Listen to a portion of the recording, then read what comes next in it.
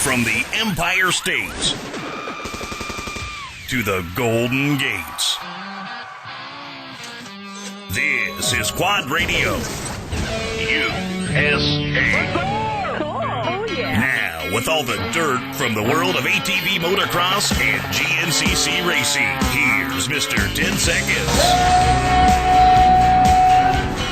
Rodney Tomlin. Continuing our tour of the Big Buck GNCC, now with XC1 Pro Class rider and the number 5 of Walker Fowler.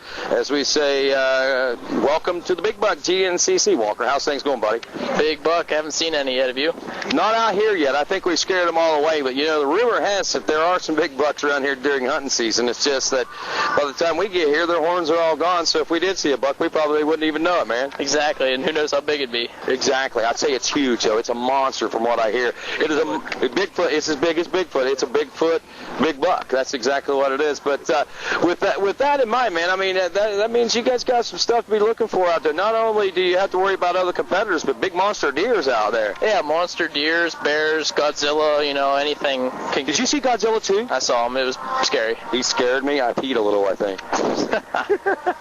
Anyway, in all seriousness, Walker, that's what I like about you, man. I mean, you can have it. I did. I peed a little. I cracked Walker up. That's good. But Walker, man, with that, man, the spirit's light. Obviously, man, this has been a good start to the season for you. And though you haven't gotten the win just yet, man, you've been so close, and you're putting in some spectacular rides so far. Yeah, for sure. You know, a 4.34. You know, I'm keeping it consistent. Hopefully, that pattern breaks. You know, I'm tired of missing the podium by one and barely getting on it. You know, I'd rather be a 1 or a 2 kind of guy. But you know, I'm not going to complain. You know, I'm healthy. I'm ready to go. And you know, nice thing about finishing 3rd or 4th is you know exactly what you need to work on, especially when it happens 3 races in a row.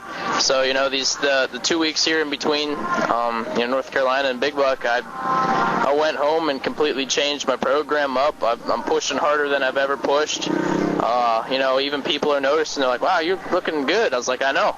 You know, I'm not being, you know, bragging or nothing, but this is the shape and, you know, the way I should be. And, you know, I was lacking that. You know, I went to Florida, and I guess I was so far out of shape that, you know, it took me 3 months to get close. But, you know, it's taken another month, I think, for me to really get to where I need to be as far as physical fitness and you know, even mentally. You know, I'm not at all nervous for the race tomorrow. I'm ready. You know, I kind of wish it was right now. I'd put my gear on and go line up with these guys. I'm ready to go. That's great, man. And I know that you've been here before, from the youth ranks to the amateur ranks, the XC2 Pro-Am, and now into the XC1. This will be your first year as a pro rider.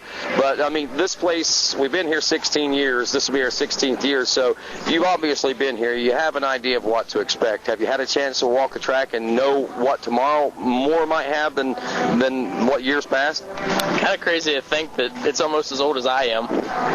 But, yeah, we went out and walked the start. We always walk the start. And safe to say you weren't here the first year then?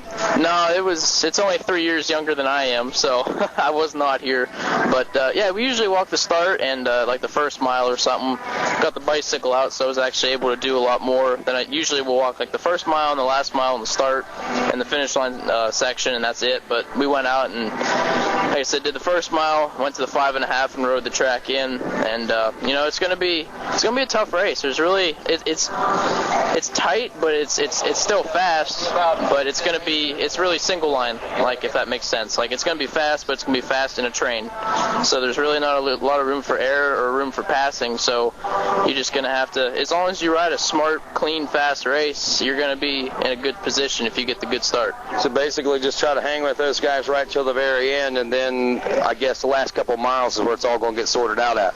Basically, if I get the 3rd whole shot in a row, I'm not going to have to worry about anything till the last lap. And then, you know, it's just going to be make sure I take all the right lines and don't leave the door open. And as long as if I can get in to the last mile, I will do whatever it takes to get that thing to the finish line in the number 1 spot. If I'm there all day, I'm not going to blow it. So right there, you know, in Georgia, I led the first short lap, which was about 6 miles, and in North Carolina, I led almost 3 laps of 5. So if I lead 4, I'm sure as heck not going to blow it this time.